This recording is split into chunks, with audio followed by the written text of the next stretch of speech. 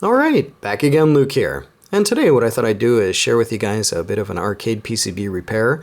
This is one that I've already finished working on, but I thought there's a lot of useful information for people out there who own this board, so I thought I'd make a video on it and share this with you guys.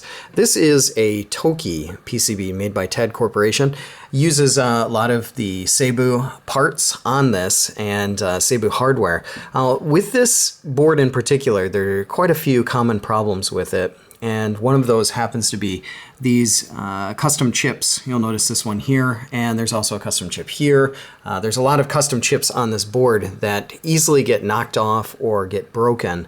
And when I picked this board up, this one was listed as non-working, and it wasn't doing anything. It was basically, came in with this part. This is a UEC 51, and this is a replacement chip you can see here made by Caius.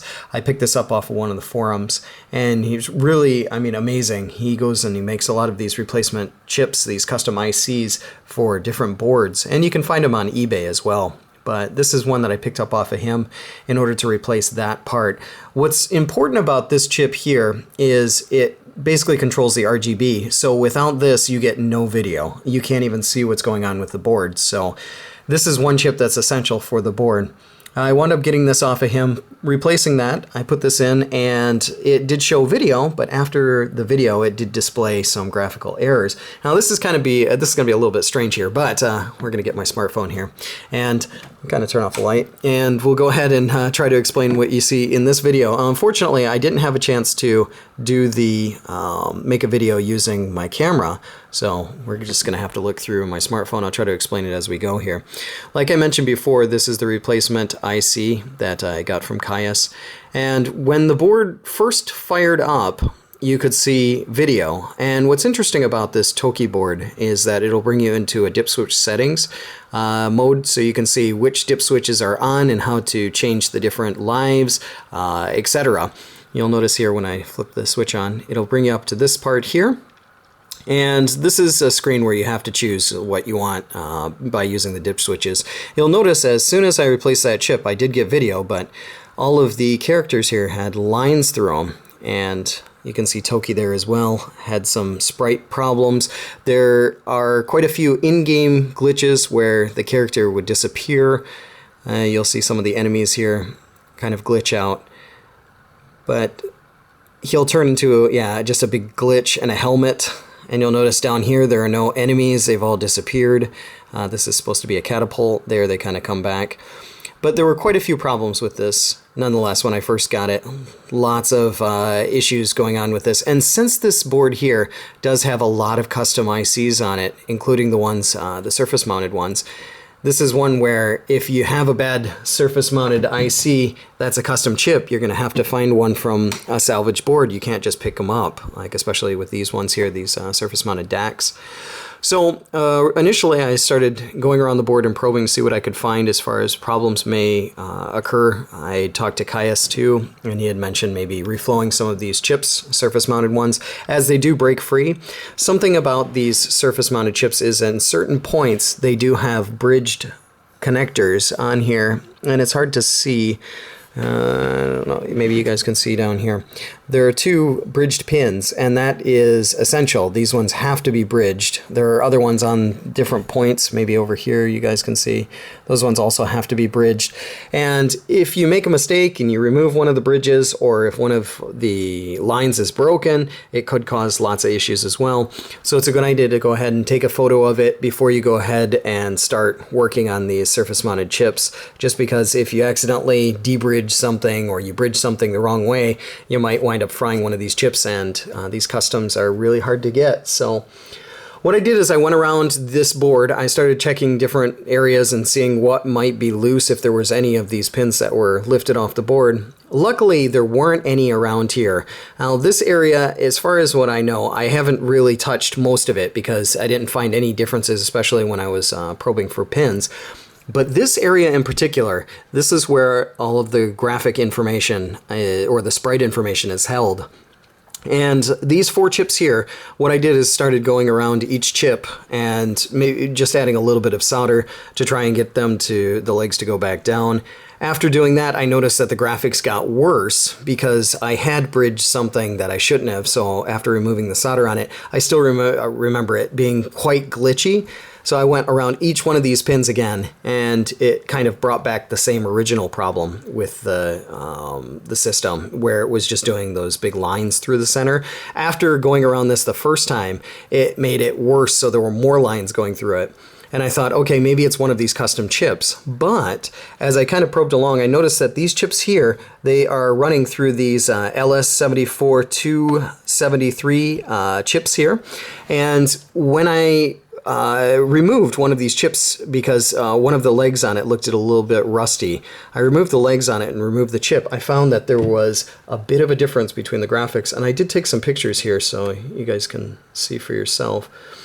Let me see if I can find some of the good pictures. So here was the original ones where you could see some of the sprites were a little bit throughout the game. They were a bit glitchy and wavy lines all the way through. This should be solid.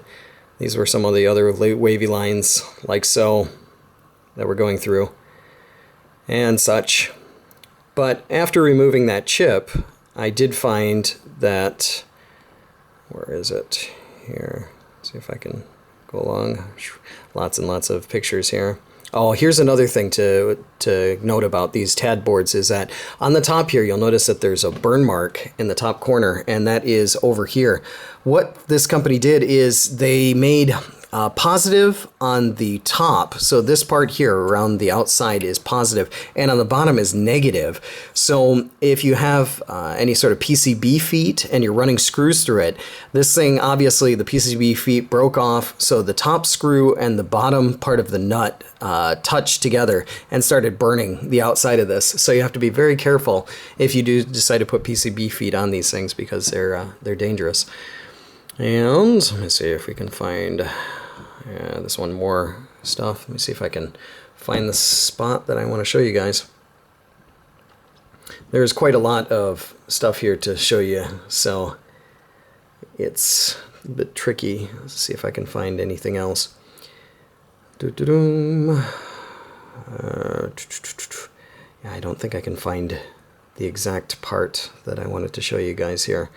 Nonetheless, around this area, this is where I was probing in the first place, but you can see that the chips themselves, they do have these bridged points on it, all 3 of these and the 4 over in the corner.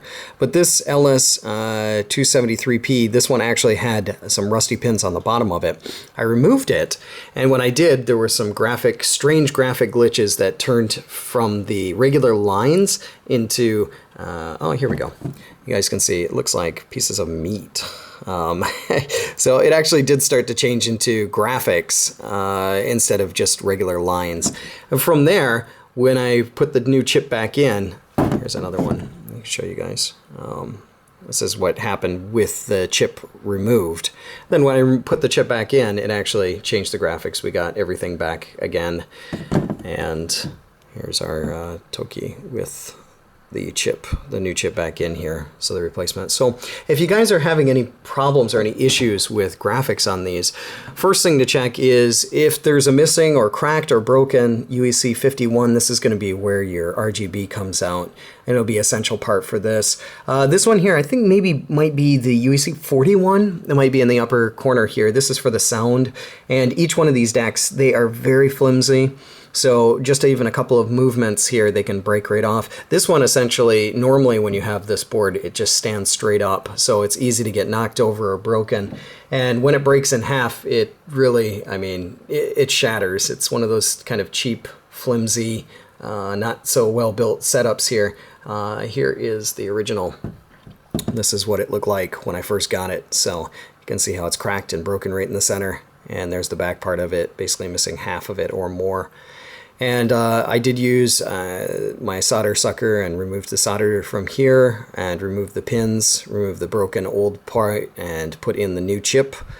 and put in some header pins. I put these on a 45-degree angle. That way you could see, as you can see here, this bevels it a little bit closer to the PCB. I kind of tried to make it a little bit more flush with the PCB. That way less pressure goes on it. If anything, I was kind of hoping that maybe these ones here could kind of balance out and keep it around the same length or the same height.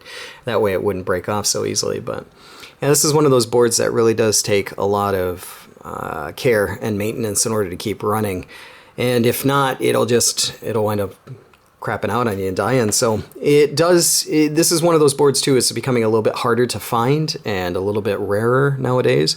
So especially the originals, you can find a lot of bootlegs out there, but nonetheless, I'll show you guys what this thing's doing here, and we'll power it up just so you can see what's happening. But let's see. Go ahead and flip the switch here. And it will originally come here. I'm just using a flat screen monitor because this is the easiest thing to move around and it's the easiest thing to set up. But you can see here, this is where you can change your joystick settings. You can change the coin in settings, number of lives, just by flipping the dip switches on and off. So if I flip, where is it? This one on here, you can see no limit of lives. Here you could do 5. If you turn this one off, you can do 3. So it's really neat that it does come to this dip switch menu at the beginning. But if you're not used to it, it may be something a little bit shocking. You're like, wow, why is this thing not working? Or why is this thing stopping here? It may be something that messes you up a little bit. But yeah, let's see. Well, maybe let's try and turn this thing off here for a minute. And try and readjust these. Okay, maybe that'll be all right. Because without this first screen here, like without seeing this, you won't be able to start the game, and that's why that RGB DAC is so important. So you can see a number of lives here. Let's start it up. Just hit start, and this will bring us to our intro menu. You can see now all the graphics here are completely normal and working, and there are no lines going through the top there. Toki looks okay. I'll just let you guys see this thing going through demo mode, and maybe if I have a chance I'll do some gameplay on it. But it's just going through its regular demo now. But this is the way it normally should look, instead of with all the missing points in it that it had before. But yeah, nonetheless, just want to share with you guys a little bit of a arcade PCB repair as well as some tips for you guys. I know that there are a lot of these different boards out there, and I've been trying to work on as many as I can, trying to fix them up. It's taken quite some time for other boards, and I really haven't had a whole lot of time to put all of the information into one consolidated video. So sometimes it may be parts on my smartphone, it may be parts on this. Yeah, just kind of mixed up, but just to let you guys see what's going on here. And if you do by any chance have a Toki PCB and you're not getting any graphics for it, you might want to check these surface mounted DACs over here. If you're having graphical glitches or missing sprites, you might want to check these HD 74 LS273 chips, and might get lucky and you might be able to replace these and get your system working, or just by reflow going over these surface mounted chips. But just make sure that when you do that, check and make sure that you know where the bridged points are and where the ones aren't, because if you start going over it and you bridge the wrong pins, you may wind up frying one of those chips, and that'll just make life a whole lot worse. But yeah, that's about it in a nutshell. But hopefully this will give you guys a little bit more insight on this board in particular. If you guys are interested in picking up any of these replacement IC parts, you can get those online, like I said, through eBay. Caius, he makes some fantastic replacement chips. You can find all sorts of them. I think even if you put his name in in like Google or so, you'll be able to find a lot of the stuff that he makes. But yeah, that's about all for me for right now. Like always, I'll put up another video here soon. So thanks for watching.